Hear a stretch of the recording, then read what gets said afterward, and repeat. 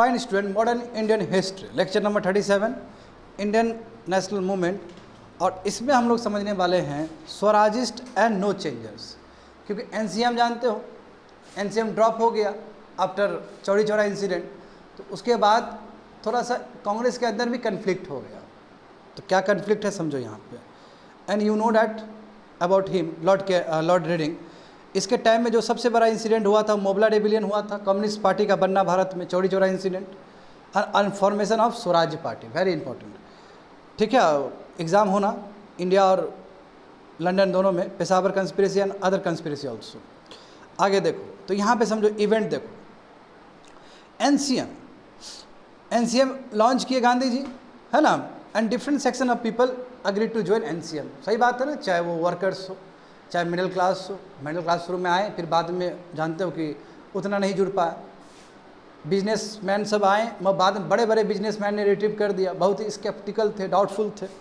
ठीक है, हाँ विद्यार्थी ने पार्टिसिपेट किया, मगर जब इतने लोग शामिल थे और अचानक एनसीएम को रोक दिया गया, हताश हो जाएंगे ना लोग सब। देखो वही बात है, जब एनसीएम अचानक विड्रॉ हो गया तो पीपल डिसइल्यूजन हो गए कि अरे ये क्या हुआ, इतना तो मज़ा आ रहा था, नज़दीक थे स्वराज का। तो अब देखो लोगों में ना, अब लोगों के पास अल्टरनेटिव है। कहने का मतलब अब लोग सोचेंगे नो, अब गांधी जी वाला चीज़ तो नहीं होना, अब अलग तरीके से करना पड़ेगा। देखो तो बहुत सारे लोगों ने कहा कि नो, पार्लियामेंट्री वर्क करते हैं, जो ब्रिटिश ने ऐसे भी दे ही दिया, 1919 का मोंटागू चेंज फॉर रिफॉर्म दिया ना, तो वहीं करते, और वहीं से हम ब्रिटिश के सिस्टम में घुस के ब्रिटिश का बुराई करेंगे, ब्रिटिश का जो रियल चीज़ है वो दिखाई दे, उसको हम अपोज करेंगे लोगों के बीच में। कई लोग बोले नो, गांधी जी यदि रोके हैं मूवमेंट को सही तो किए हैं, कंस्ट्रक्टिव वर्क करते हैं, वही खादी को पॉपुलराइज करते हैं, अपना पंचायत सिस्टम करते हैं, अनटचेबिलिटी के लिए काम करते हैं। तो सेकंड धारा ये भी था। और जो थर्ड धारा है वो क्या है, रिवोल्यूशनरी वाले लोग सब हैं। सम वर डिससेटिस्फाइड विद दिस आइडियाज़, यानी कि वो पहला और सेकंड वाला दोनों से खुश नहीं है, और वो सब रिवोल्यूशनरी वाले लोग सब है, जिसमें सुभाष चंद्र बोस ने गलती से बोल दिए, जिसमें भगत सिंह टाइप के लोग सब आ जाएंगे, थर्ड वाला। आगे देखो, अब यहाँ पे देखो स्वराजिस्ट एंड नो चेंजर। तो दो स्कूल ऑफ थॉट पहले जनरेट हुआ कांग्रेस के अंदर, मैं कांग्रेस के प्लेटफॉर्म के अंदर बोल रहा हूँ। एक क्या है, प्रो चेंजर, यानी कि नो अब नहीं चलेगा, गांधी जी का तरीका से नहीं चलने वाला है, समझे ना। अब क्या है कि जो ब्रिटिश ने पार्लियामेंट्री काउंसिल दिया है हम लोग को, इंडियंस लोग को, हमें इलेक्शन में पार्टिसिपेट करना चाहिए, जाना चाहिए, विधानसभा में जाना चाहिए, और वहाँ से अंग्रेज के विरोध में काम करना चाहिए। ये लोग कौन है, स्वराजिस्ट लोग हैं, इसी को बोलते हैं प्रो चेंजर। प्रो मतलब क्या कि जो चाहता है, इन support of change, pro changers. उसमें देखो सीआर दास जवाहरलाल नेहरू के पिताजी हैं, मोतीलाल नेहरू।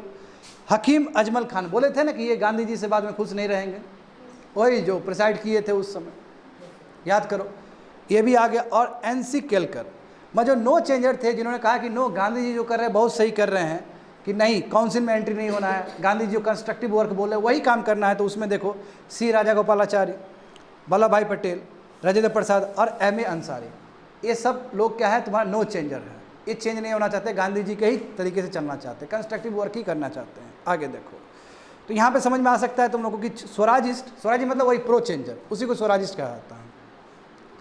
और दूसरा क्या है, नो चेंजर, जो कि गांधी जी के रास्ता को ही फॉलो करना चाहता है। तो दोनों में डिफरेंस देखो। स्वराजिस्ट लोग एंट्री करना चाहता है, लेजिस्लेटिव काउंसिल में एंट्री करना है। ब्रिटिश ने दिया ना इलेक्शन व्यवस्था, कहा ना कि इंडियंस लोग पार्टिसिपेट कर सकता है, इलेक्शन लड़ सकता है। तो ये लोग चाहते हैं कि ठीक है, हम क्या करेंगे, हम भी देश के लिए ही काम करेंगे, मगर जो ब्रिटिश का जो सिस्टम है उसी सिस्टम से अंदर जाएंगे और उसी सिस्टम का वीकनेस भी दिखाएंगे। वही कि असेंबली का क्या वीकनेस है, उसमें उसके अंदर शामिल होकर उसको दिखा देना। एक पॉलिटिकल स्ट्रगल्स जारी रहेगा काउंसिल के रूप में, यानी काउंसिल में तो एक प्लेटफॉर्म है जहाँ पे जो भी बात कहेंगे मास तो देख ही लेगा, मास समझ ही लेगा, और हम गवर्नमेंट को काम ही नहीं करने देंगे। यदि गवर्नमेंट गलत काम कर रहा है तो हम अंदर जाकर काम ही नहीं करने देंगे। नंबर 2। नंबर 3 क्या है कि कोई भी गलत चीज़ यदि काउंसिल में लेके आ रहा है, यदि गलत चीज़ पास हो रहा है इंडियंस के लिए, तो उसको विरोध करेंगे वहाँ पे। और इससे क्या होगा कि हम they believe that council work would यानी कि मासेस से भी जुड़ा रहेगा वो चीज़। अब कहीं ना कहीं हम एक तरह से अल्टरनेटिव ढूंढ रहे हैं, हालांकि ये लोग बुरे नहीं हैं, अच्छा ही सोच रहे हैं, सब लोग देश के लिए ही सोच रहा है अपने अपने तरीके से, ठीक है। यानी कि एक नया फ्रंट बना दिया कि इस तरह भी स्ट्रगल किया जा सकता है, एंट्री में शामिल और काउंसिल में शामिल होकर। मगर जो नो चेंजर है वो क्या बोलेगा, नो बॉयकॉट जारी रहेगा, नॉन कॉपरेशन जारी रहेगा, कंस्ट्रक्टिव वर्क पर ध्यान देंगे। Next stage civil disobedience movement है, पार्लियामेंट्री वर्क नहीं, पार्लियामेंट्री वर्क करोगे तो भाई कंस्ट्रक्टिव वर्क तुम्हारा बर्बाद हो जाएगा। ये जो रिवोल्यूशनरी जील है, यानी कि जो अंदर आया है कि देश के लिए कुछ करना, वो तुम्हारा विश्वास खत्म हो जाएगा। और अंदर जब ब्रिटिश के सिस्टम में जाओगे तो पॉलिटिकली करप्ट हो जाओगे। इसलिए ब्रिटिश का जो सिस्टम है उसमें जाना ही नहीं है। That is the stand of no change, जो कि गांधी जी के रास्ते में जाना चाह रहे हैं। आगे देखो क्या हुआ। 1922 में गया सेशन हुआ, उसमें वही सी आर दास को देश बंधु भी कहा जाता है, समझे ना। जैसे गांधी जी को महात्मा कहा जाता है ना, इनको देश बंधु टाइटल। तो सी आर दास प्रेसिडेंट थे यहाँ पे, मोतीलाल नेहरू सेक्रेटरी। देखो अब देखते जाओ तुम लोग क्या होता है। तो Swaraj is proposal of ending और mending the council was rejected, यानी कि ये लोग बोल रहा था ना कि हम काउंसिल एंट्री करेंगे, तो कांग्रेस सेशन में इसको रद्द कर दिया कि नो, गांधी जी जैसा बोले हैं उस तरह ही होगा, काउंसिल एंट्री नहीं हो सकता है। तो क्या हुआ, ये लोग हट जाएंगे, निकल जाएंगे। देखो तो बट नो चेंजर, जैसे गांधी जी स्वयं जेल में है, वो चाहते हैं कि नो, इलेक्शन को बॉयकॉट किया जाए क्योंकि ब्रिटिश का ये लॉलीपॉप है। और दूसरी बात है क्या चीज़ को लेकर करोगे, आखिर वो डायरकी सिस्टम है। डायरकी में जान रहे हो ना किस लेवल पर ट्रांसफर सब्जेक्ट और रिजर्व सब्जेक्ट था, वहाँ पे तो इंडियंस को कोई अधिकार ही नहीं था। बताओ, फाइनेंस रख दिए तुम, समझ रहे हो ना, फाइनेंस रख दिया तुमने रिजर्व सब्जेक्ट में, और एजुकेशन रख दिया तुमने ट्रांसफर सब्जेक्ट में। व्हाट इज दिस, प्रॉब्लम है कि नहीं है उसमें डायरकी में। तो डायरकी भी गलत चीज़ है, अपोज करते हैं। गांधी जी जेल में थे उस समय। तो सी आर दास, Motilal Nehru, NC Kelkar, Srinivasa linked up खिलाफत लीडर से लीड करके उन्होंने क्या कर दिया, कांग्रेस खिलाफत स्वराज पार्टी, जिसको हम कह सकते हैं स्वराज पार्टी बना दिया। बात समझे, स्वराज पार्टी बना दिया, यानी कि ये गांधी जी के रास्ते में नहीं चलना चाहते ये लोग। और आने वाले समय में जो इलेक्शन होने वाला है 1923 में, कुछ ही दिन बचा हुआ है, देखो उसमें ये लोग पार्टिसिपेट करेंगे, ताकि काउंसिल में जाके, प्रोविंशियल काउंसिल में जाके, सेंट्रल लेजिस्लेटिव काउंसिल में जाके ये ब्रिटिश का प्रोग्राम और पॉलिसी का वो कर सके, अपोज कर सके। बात समझे। और हाँ, सी आर दास प्रेसिडेंट थे स्वराज पार्टी के, और जो मोतीलाल नेहरू, जो कि नेहरू जी के पिताजी हैं जवाहरलाल नेहरू के, वो सेक्रेटरी थे किसका, स्वराज पार्टी के। सी आर दास क्या थे उस समय, गया सेशन में प्रेसिडेंट भी थे। इन्होंने ही देखो प्रेसिडेंट भी, जब बाकी लोग रिजेक्ट कर दिए कि नहीं होना चाहिए, तो ये लोग बोले कि नो होगा, यानी कि ये लोग कांग्रेस से अब दूर चला जाएगा, कांग्रेस से हट जाएगा ये लोग। देखो तो अपना मैनिफेस्टो घोषणा पत्र बनाए, और देखो घोषणा पत्र बहुत कड़क है, एंटी इंपीरियलिस्ट, ब्रिटिश का अगेंस्ट है ये। इसमें क्या कि जो सेल्फ इंटरेस्ट है ब्रिटिश का, ब्रिटिश हमारे इंडियन इंटरेस्ट के लिए नहीं आया है, ये चीज़ हम एक्सपोज करेंगे कि ब्रिटिश अपने इंटरेस्ट के लिए भारत में है। दूसरी बात है कि ये जो रिफॉर्म्स है खाली लॉलीपॉप सब है, ये इंडियंस को साधने के लिए है, ये तो एक्सप्लॉयटेशन करना चाहता है। हमेशा इंडियंस को ये क्या स्लेव बना कर रखना चाहता है, सब वेरिएंट पोजीशन में रखना चाहता है। ब्रिटेन हमेशा पावरफुल और इंडियंस को बहुत नीचे रखना चाहता है, ये एक्सपोज करना है, ठीक है। और देखो क्या था, काउंसिल एंट्री होगा तो हम डिमांड करेंगे अंदर से ही सेल्फ गवर्नमेंट होना चाहिए, समझ गए ना। और जितने भी गलत चीज़ है उस सबको हम रोकेंगे। कोई भी प्रोग्राम पॉलिसी पास हो रहा है तो सब पे हम वो करेंगे, अपोज करेंगे। यदि डिमांड रिजेक्ट हुआ तो फिर पॉलिसी हम चलाएंगे, फिर वहाँ पे विद्रोह करेंगे, गवर्नेंस को चलाना बहुत मुश्किल कर देंगे। समझ रहे हो ना, ये पॉजिटिव थॉट है, कोई गलत नहीं है। अब देखो तुमको जान के हैरानी होगा कि 1923 का इलेक्शन हुआ, उसमें स्वराज पार्टी बहुत अच्छा जीता है। 141 सीट में 42 सीट जीता है, जो कि अपने आप में बहुत बड़ी बात है। 42 सीट्स एक पार्टी को मिलना बड़ी बात है। इसका मतलब तो लोगों को भरोसा है स्वराज इस पार्टी में, क्योंकि लीडर सब बड़े लीडर सब है। अच्छा खासा ये अच्छा खासा जीत मानोगे। देखो ना 543 सीट्स का वो हुआ, इलेक्शन हुआ ना इस बार 543 सीट्स का, उसमें बीजेपी कितना जीतता है, 240 बहुमत में है कि नहीं है। तो तुम समझ सकते हो कि 141 में यदि 42 सीट जीता है तो बहुत बड़ा सीट है ये। और 99 सीट जीत के ही कांग्रेस लीडर ऑफ अपोजिशन बना दिया। 500 में 500 ही जीतना नहीं होता है विद्यार्थी, ठीक है। आप 141 में 42 भी जीता है तो पहली बार इलेक्शन में पार्टिसिपेट कर रहा है ये लोग से, तो ये कहोगे कि रिमार्केबल अचीवमेंट है इलेक्शन में। आगे देखो क्या हुआ। हाँ, मगर ये लोग थोड़ा चालाक है। अब पहला जनरेशन वाला नहीं है। 1907 में स्प्लिट हुआ था ना, सूरत स्प्लिट, फिर लखनऊ पैक्ट में दोनों जुड़े थे, and thanks to Annie Besant and Tilak ji. अब सोचो, ये लोगों को पता था कि यदि हम टूट जाएंगे ब्रिटिश बहुत फ़ायदा उठाएगा इस चीज़ का, ये लोग टूटे नहीं। देखो बोथ वांटेड टू 1900, हालांकि विचार अलग है विद्यार्थी लोग, समझो मेरे बात को गलत इंटरप्रेट मत करना, विचार अलग है वो, बट टूटने वाला था, मैं टूटा नहीं, उसको याद आ गया पुराना दिन। 1907 वाला स्प्लिट याद आ गया, स्वदेशी मूवमेंट के बाद कैसे स्प्लिट हुआ था। इसलिए उस चीज़ को अवॉइड करने के लिए कहा कि नो ठीक है, हम इधर से लड़ेंगे, आप उधर से लड़िए। यूनाइटेड फ्रंट इज रिक्वायर्ड, क्योंकि दोनों चाहिए, दोनों ही, कांग्रेस के सभी लोग चाहिए, स्वराजिस्ट भी चाहिए, नो चेंजर भी चाहिए, देश को आ जाता है, इसलिए टूटे। दोनों ही मिलकर अलग अलग तरीके से प्रेशर बनाएगा ब्रिटिश को, वो कंस्ट्रक्टिव वर्क करेगा, ये इधर काउंसिल वर्क करेगा, समझे ना। और दोनों ही बिल्कुल गांधी जी ही रहेंगे लीडरशिप। मगर एक चीज़ वही हुआ कि कांग्रेस ने क्या बोला, स्वराजिस्ट ने क्या बोला कि कांग्रेस का प्रोग्राम सब चीज़ पसंद है मुझे, मैं एक ही चीज़ पसंद नहीं है कि जो गांधी जी की अध्यक्षता में जो कहा जा रहा है कि काउंसिल को बॉयकॉट करो, काउंसिल को बॉयकॉट नहीं करेंगे, काउंसिल में हम जाएंगे, मगर कांग्रेस का जितना प्रोग्राम है उसको हम स्वीकार करते हैं। मगर खाली कांग्रेस का एक जो प्रोग्राम है जो कह रहा है ना कि बॉयकॉट ऑफ काउंसिल, काउंसिल को बॉयकॉट मत करो, अब बॉयकॉट करो, बॉयकॉट नहीं करेंगे, काउंसिल में हम जाएंगे, ठीक है। अब गांधी जी ने भी अपना स्टैंड चेंज किया यहाँ पे। गांधी जी ने शुरू में अपोज किया है स्वराजिस्ट लोग को कि नहीं काउंसिल एंट्री मत करिए, मगर गांधी जी बाद में क्या किए कि चलो ठीक है, कोई दिक्कत नहीं है। इनको भी लगा कि नो काउंसिल एंट्री भी ठीक ही सोच रहा है, बुरा नहीं सोच रहा है, तो बाद में गांधी जी ने भी अपना स्टैंड चेंज किया है। शुरू में गांधी जी ने मना किया, फिर गांधी जी क्या बोले कि काउंसिल एंट्री ठीक है। अब सवाल मन में उठेगा तुम लोग का कि ऐसे गांधी जी कैसे कर सकते, इतने बड़े लीडर जिन्होंने पहले काउंसिल को मना किया, काउंसिल में जाने को, स्वराजिस्ट लोग को मना किया ना, मगर फिर भी स्वराजिस्ट अड़ गया कि नहीं हम जाएंगे, बाकी सब प्रोग्राम आपका मानते हैं, बस ये हम करेंगे। और गांधी जी ने भी स्टैंड चेंज किया। कारण क्या है, देखो गांधी जी बिलीव करते थे कंस्ट्रक्टिव वर्क में, इसलिए शुरू में अपोज किए, क्योंकि गांधी जी सोचते थे कि नेशनल बिल्डिंग पे काम होना चाहिए, पीपल में कॉन्शियसनेस जगना चाहिए, self confident self reliant people के अंदर आना चाहिए। ट्रू सत्याग्रह क्या करना है ना, अपने सही चीज़ के लिए स्टैंड करना है। अब ब्रिटिश रूल ऐसे भी शैतान का रूल है, तो उस चीज़ का विरोध होना ही चाहिए, ट्रू सत्याग्रह इसमें ये होना चाहिए। और दूसरी बात है कि ये जो काउंसिल एंट्री है, काउंसिल एंट्री में क्या होगा कि ब्रिटिश का ही वो एडमिनिस्ट्रेशन है, तो ब्रिटिश का गुलाम हो जाएगा एक तरह से।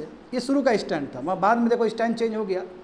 जैसे गांधी जी को पता चला कि 1923 इलेक्शन में तो स्वराजिस्ट तो बहुत बढ़िया जीता है, इसका मतलब लोगों का बिलीव है स्वराजिस्ट के ऊपर, उसका जो कॉरेजियस जो है, अनकम्प्रोमाइजिंग जो मैनर है, ये गांधी जी को लगा नो, भले ही काउंसिल ब्रिटिश का ही दिया हुआ चीज़ है, मगर वो ब्रिटिश के पाले में ठगाने वाला लोग सब नहीं है, यानी कि ब्रिटिश उसमें नहीं आ जाएगा, वो वहाँ से भी वो इंडियंस के लिए लड़ाई करने वाला है। तो गांधी जी का स्टैंड इसलिए चेंज हुआ, एक तो इलेक्शन में इतना बढ़िया परफॉर्म कर देना, दूसरी बात है कि गांधी जी को लगा भले ही काउंसिल ब्रिटिश का हिस्सा है, ब्रिटिश का लिम है, और उसके बाद भी वो काउंसिल को इंडियंस लोग बहुत अच्छे तरीके से यूज़ कर रहे हैं उसको अपोज करने के लिए। गांधी जी को ये लगा। और गांधी जी देखो, गांधी जी इंडियन नेशनल कांग्रेस में एक ही बार प्रिसाइड किए थे, मीटिंग जो होता है ना, एक ही बार प्रिसाइड किए थे, वो बेलगांव सेशन था। तो बेलगांव सेशन में गांधी जी खुद प्रेसिडेंट थे। इतना बच्चे बुड़बक बच्चा लोग समझ में आ रहा क्या बोल रहे हैं, इतना सेशन चला इंडियन नेशनल कांग्रेस का, उसमें एक ही सेशन में गांधी जी प्रेसिडेंट थे, वो बेलगांव सेशन में, ये सेशन में। नहीं तो इससे पहले तुम लोग ऑल इंडिया खिलाफत कॉन्फ्रेंस देख रहे थे, उसमें गांधी जी प्रेसिडेंट थे, याद करना। एकमात्र सेशन जिसमें गांधी जी प्रेसिडेंट थे इंडियन नेशनल कांग्रेस का, उसी सेशन में गांधी जी ने कहा ठीक है, हम स्वराजिस्ट काउंसिल वर्क को ठीक है कांग्रेस का ही मैनिफेस्टो मानते हैं, चलो ठीक है, इंटीग्रल पार्ट है। तो गांधी जी ने भी स्टैंड चेंज किया यहाँ पर, कि गांधी जी को समझ में आ गया कि ये लोग बदलने वाला नहीं है, ये लोग इंडियंस के लिए ही काम करेगा वहाँ पे, और ये लोगों ने दिखाया भी उस तरह। देखो हाँ देखो, अब कहो कि स्वराजिस्ट ने क्या पाया क्या खोया, तो देखो यही स्वराजिस्ट था कि देखो देखो ली कमीशन बनाया ना, वही सिविल सर्विस को लेके।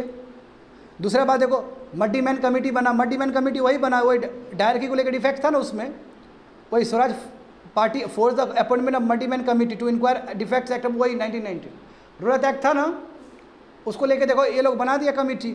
और दूसरी बात है कि पब्लिक सेफ्टी बिल बहुत खतरनाक चीज़ था, ये सेंट्रल लेजिस्लेटिव असेंबली में पास होने नहीं दिया ये लोग। अब कहो कि ये क्या है, देखो जिस तरह भारत में सोशलिस्ट विचारधारा, कम्युनिस्ट विचारधारा फैल रहा था ना, उस चीज़ को दबाने के लिए ये बिल लाया था ब्रिटिश ने। मैं देखो thanks to the Swarajist people, Swarajist leader कि लड़ गए ये लोग, बोले कि ये बिल पास ही नहीं हो सकता है, 28 की बिल को ड्रॉप करना पड़ा और ये पास नहीं हुआ। याद करो भगत सिंह भी इस बिल को अपोज कर रहे थे।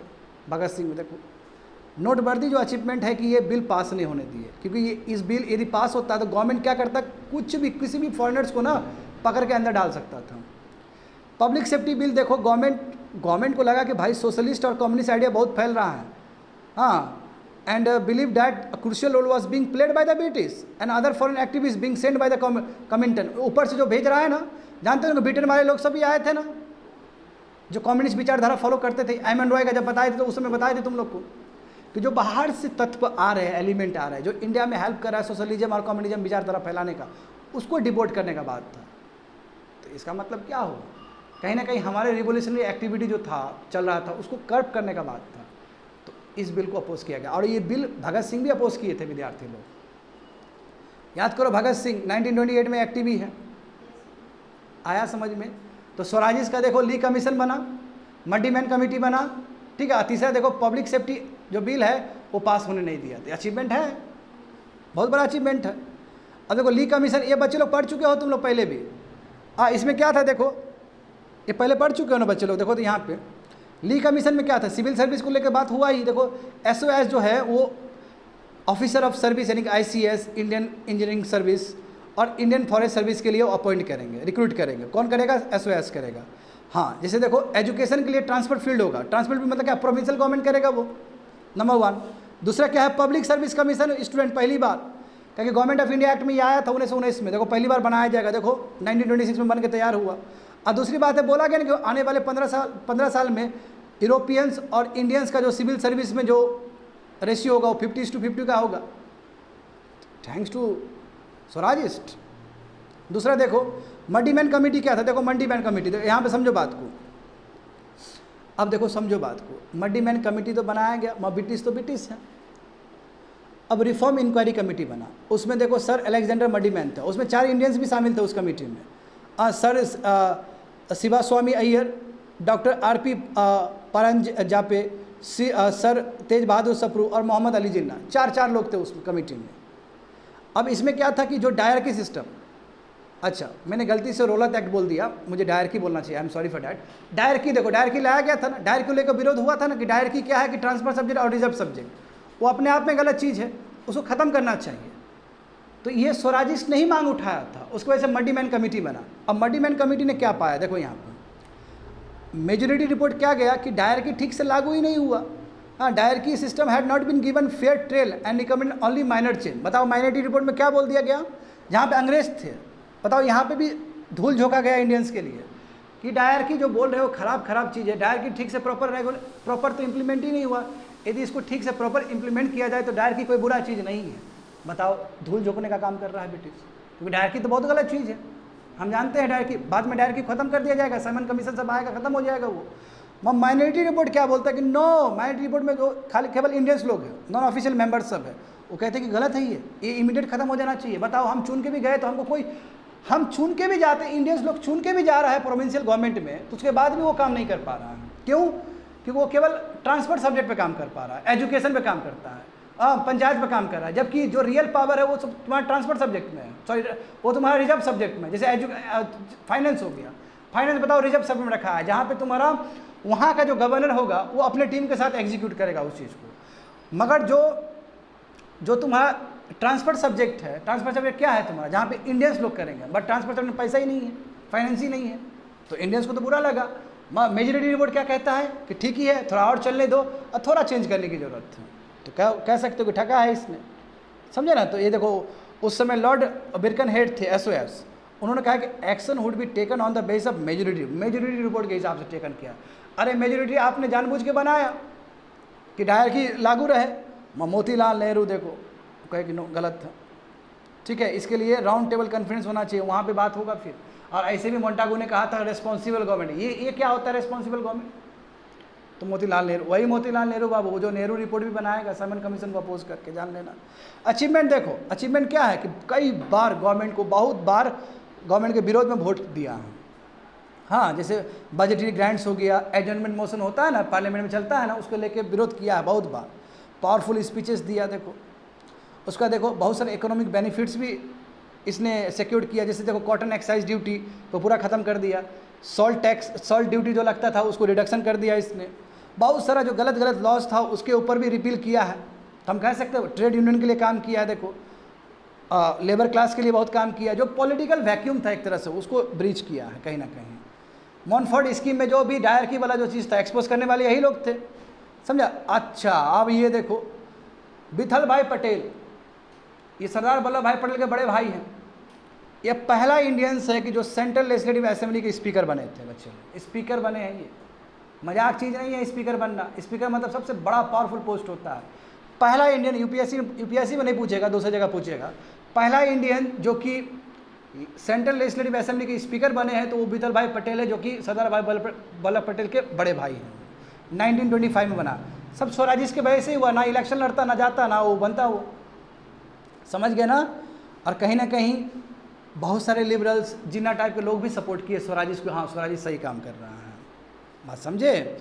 तो देखो, अब स्वराजिश के अंदर भी कन्फ्यूजन, अब स्वराजिश के अंदर भी डिसेंशन। अब स्वराजिश में भी एक रिस्पॉन्सनिस्ट था, एक नॉन रिस्पॉन्सनिस्ट। अब रिस्पॉन्सनिस्ट कौन है? लाला लाजपत राय, मदन मोहन मालवीय और एनसी कलकर।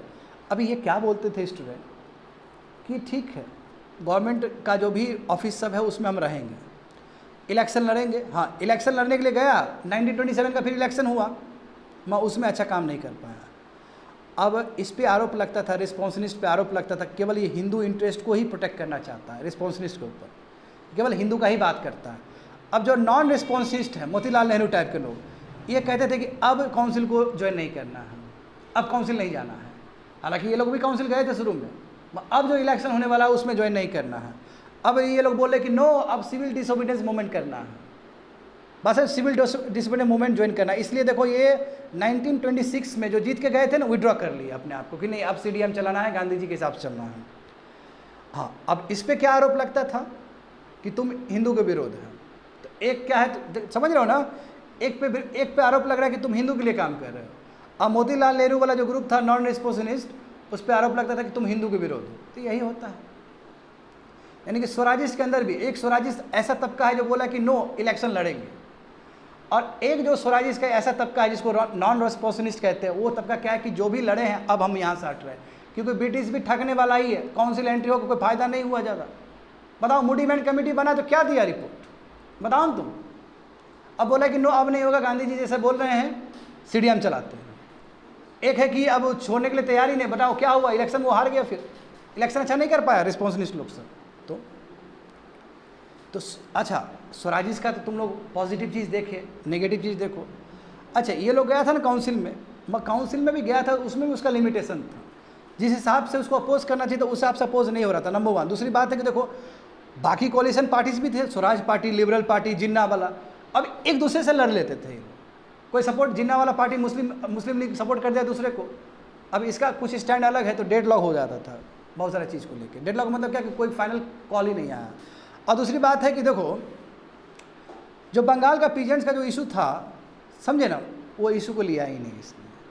पीजन का जो कॉज था बंगाल का, वो इशू लिया ही नहीं। देखो, इस पे आरोप लगता था कि ये ये तुम्हारा क्या है, एंड लॉस सपोर्ट, यानी कि ये प्रो फार्मर्स नहीं है, ये हिंदू के लिए है, मुसलमान का फार्मर्स का एक मुद्दा ही नहीं उठा रहा है, ये भी प्रॉब्लम। दूसरी बात देखो, दे फेल टू, अब जो इसको प्रिविलेज मिलता था, जब अब तुम विधानसभा के मेंबर बन गए तो तुमको गाड़ी मिलेगा, तुमको घर मिलेगा ना रहने के लिए, तो कायदे से इसको अपोज करना चाहिए था ये सब चीज़। तो प्रिविलेज और इन्जॉय कर रहा है, जिस चीज़ के लिए गए थे वो चीज़ कंप्लीट नहीं हुआ।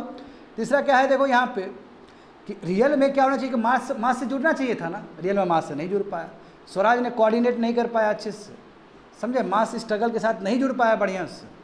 हाँ, केवल न्यूज़पेपर तक ही सीमित था। अब बताओ, न्यूज़पेपर कितना लोग पढ़ता है, कितना समझ में आएगा, ये सब लिमिटेशन है, समझे, ये लिमिटेशन है। तो देखो यहाँ पे स्टूडेंट,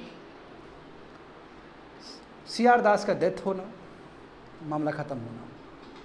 CR दास खत्म हो गए, इनका डेथ हो गया, इससे तुम्हारा जो स्वराजिश वाला जो कॉन्सेप्ट था वो भी खत्म हो गया, कह सकते हो।